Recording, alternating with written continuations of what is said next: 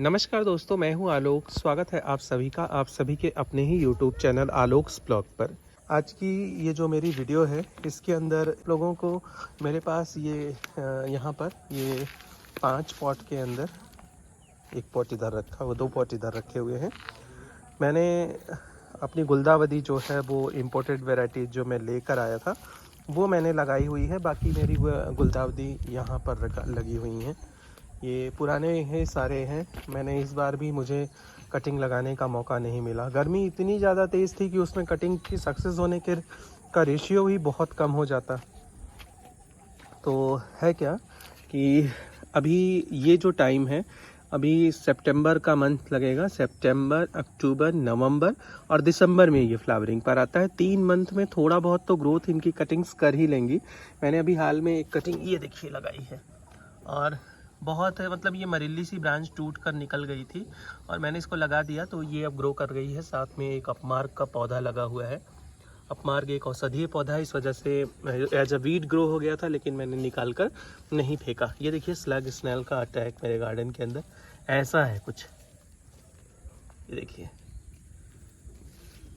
मिल जाते हैं तो निकाल कर फेंक देता हूँ, वरना अगर नहीं दिखाई देते तब तो फिर ये नुकसान अपना जो इनको करना है वो तो ये कर ही रहे हैं, नो डाउट।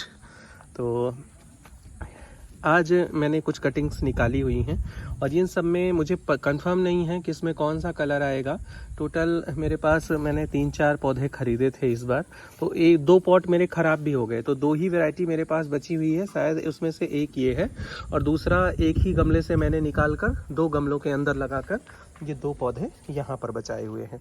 अभी मेरे ग्राउंड का काम चल ही रहा है, इस वजह से बहुत ज़्यादा मेंटेनेंस नहीं हो पाया है गार्डन का। तो चलिए कुछ कटिंग इस वाले पौधे से निकालते हैं, कुछ इस वाले पौधे से निकालते हैं और कुछ इस वाले पौधे से, और साथ ही साथ बाकी के पौधों को खाद भी देंगे। मतलब जो कटिंग्स निकालने के बाद जो मेरा मदर प्लांट बचेगा उसको हम एक बार खाद भी दे देंगे, जिससे ये ग्रोथ पर आ जाए। नीचे से जब हम ऊपर से टिप्स को इनको कट करेंगे तो नीचे से जो इनकी नोड्स हैं उनसे नई नई ब्रांचेज निकल के आएंगी और उन्हीं न्यू ब्रांचेस से हमको फ्लावरिंग भी आगे चल कर लेनी है। तो चलिए कट कर लेते हैं, कट करके नया पौधा भी बनाएंगे और सेम पॉट के अंदर लगाएंगे और इस पौधे को भी भूसी बनाने के लिए आगे काम कर लेते हैं। इस सीवीड के ग्रेनुल्स हैं, ये हम पहले डाल देंगे, लगभग 15 से 20 दाने पर पॉट। इसके अंदर फास्फोरस, पोटेशियम, नाइट्रोजन, यानी सभी तरीके के माइक्रोन्यूट्रिएंट्स और माइक्रोन्यूट्रिएंट्स भी पर्याप्त मात्रा में होते हैं। तो ये हमारे पौधे को भूसी बनाने और उनकी ग्रोथ में सब में हेल्प करेगा। तो ये मैंने डाल दिया और इस वजह से पहले डाल दिया क्योंकि अभी मुझे सेम पॉट के अंदर कटिंग भी लगानी है।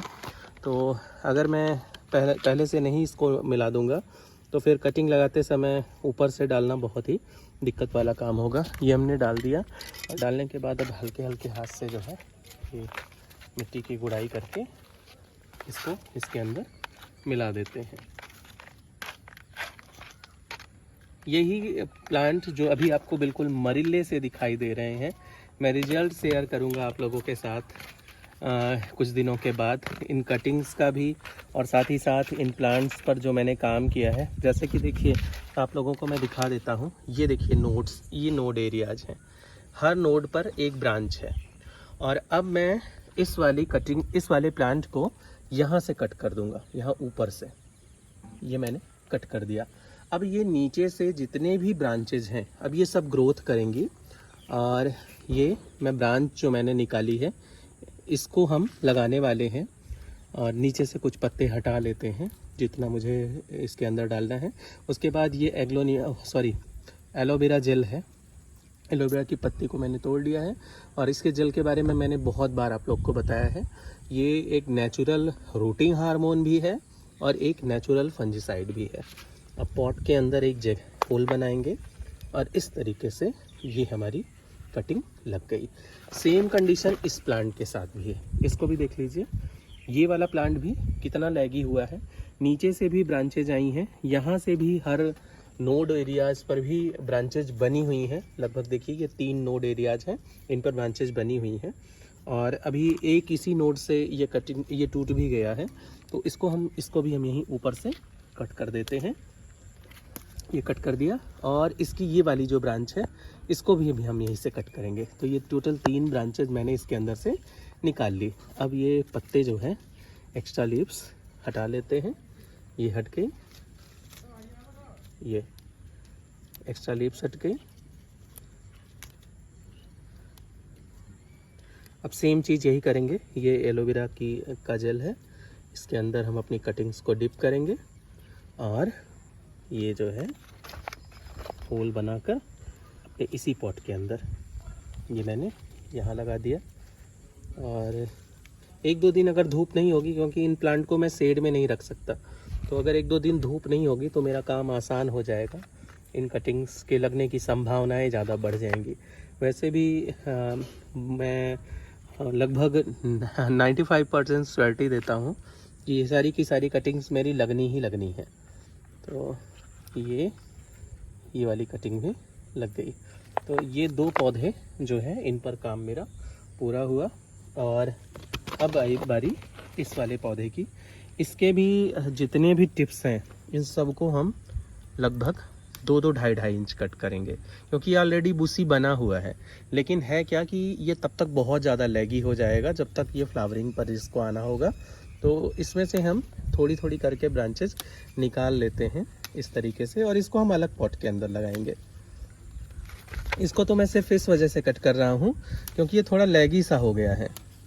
बीच में जब काम चल रहा था तो मैंने आप लोगों के साथ शेयर किया था कि रखने की जगह नहीं थी बाहर, तो मैंने इनको उठाकर शेडी एरिया में डाल दिया था, तो इस वजह से ऐसा हो गया। अब इनको लगा लूँगा, सेम वही प्रोसेस होगा, एलोवेरा जेल में डिप करके और कटिंग्स को प्रोपगेट करना है। अभी थोड़ी थोड़ी करके पानी भी इनके अंदर पहले डाल देते हैं जो कटिंग्स लगाई हैं, और इनको बाद में लगाएंगे और रिजल्ट शेयर करेंगे, क्योंकि हर कटिंग को लगाकर दिखाना ज़रूरी नहीं। जैसे मैंने इनको लगाया है, पहले नीचे से कुछ पत्ते हटाएंगे, एलोवेरा जेल में डिप करेंगे और लगा देंगे।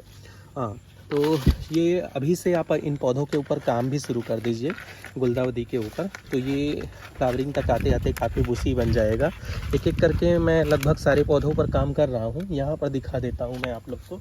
एक पौधा मेरा, मतलब एक पॉट के अंदर ये 2 पौधे मैंने लगाए हुए थे। ये भी अच्छी मतलब एग्लोनिमा की वैरायटी, सॉरी गुलदाउदी की वैराइटीज़ हैं। बीच में एग्लोनिमा निकला हो तो प्लीज़ इग्नोर कीजिएगा। तो ये गुलदाउदी की वैराइटीज़ मेरी, ये भी इम्पोर्टेड वैराइटीज़ हैं, और 2 पौधे मैंने इसके अंदर लगाए थे। और इनमें मैं एक बार इनकी पिंचिंग कर चुका हूँ, एक बार मैंने पिंचिंग की थी और दोबारा से मैंने आज इनकी पिंचिंग की है। पिंचिंग का मतलब ये कि जैसे देखिए एक ब्रांच ये लेगेसी जो ग्रो कर रही होती है, उसमें उसकी अपर टिप को इस तरीके से पिंच करके निकाल दीजिए। अब होगा क्या, पौधा नीचे से मजबूत बनेगा और साइड से न्यू ब्रांचेज भी प्रोड्यूस करेगा। तो जितनी भी कटिंग्स आप लोगों ने अभी लगा रखी हो तो उनकी पिंचिंग स्टार्ट कीजिए। और प्लस जो मैंने खाद दिया है आप इस समय, ये बहुत बढ़िया समय है, बरसात में बहुत ज़्यादा जो है, चूँकि लिक्विड फर्टिलाइज़र में इसको सरसों खली सबसे ज़्यादा पसंद होता है, लेकिन ये बारिश का समय है, इसमें हम सरसों खली का लिक्विड फर्टिलाइज़र बिल्कुल भी नहीं दे सकते। तो कोशिश ये कीजिए कि ये जो सीवीड का ग्रेन्यूल है या फिर सीवीड के लिक्विड फर्टिलाइज़र हैं, ये अपने पौधे को दीजिए। ये कटिंग्स जो मैंने इस वाले पौधे से निकाली थी, ये मैंने लगा दिया। मैंने कहा था आप लोग को दिखाएंगे नहीं, सेम प्रोसेस से लगाया है और पानी भी दे दिया।